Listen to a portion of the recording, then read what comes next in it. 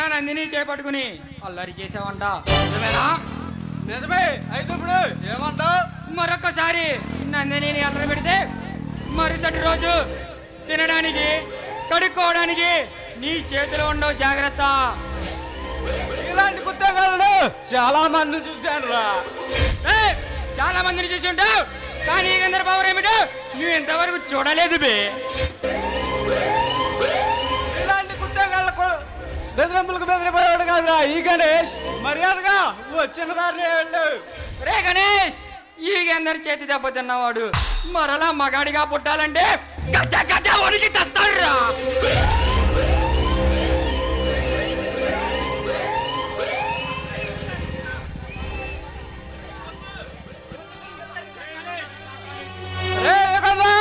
ఇది నా కాలేజీ.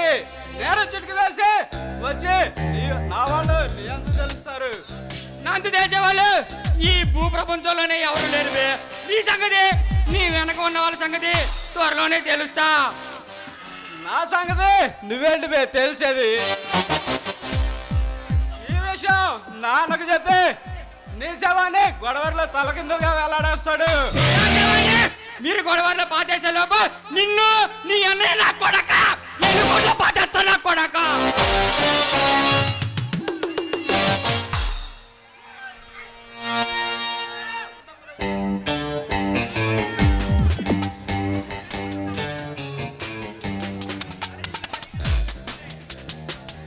ఈ గణేష్ తో పెట్టుకుంటే ఈ సీమలోనే ప్రశాంతంగా బతికిన మనగాడు ఎవడూ లేడు. పెట్టుకుంటా, నీతో వారి పెట్టుకుంటా, నిన్ను పడగొట్టి ఈ సీమలో నీ ఎదుట మగాడిలా తిరిగి చూపిస్తా.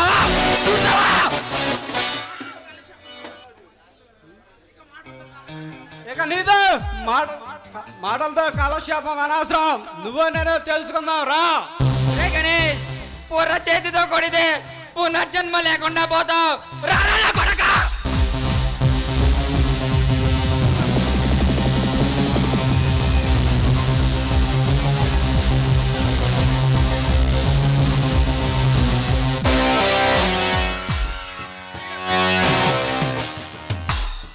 మరోసారి ఏ ఆడపిల్ల జోలికి వెళ్ళినా నీ ప్రాణాలు తీస్తా.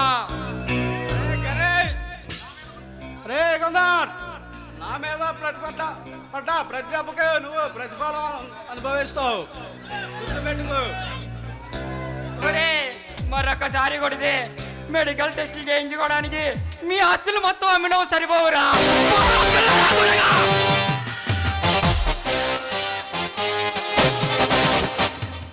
నా నందిని ఎవరు అల్లరి పెట్టినా ఎలాగా మట్టిలో కలిపేస్తా.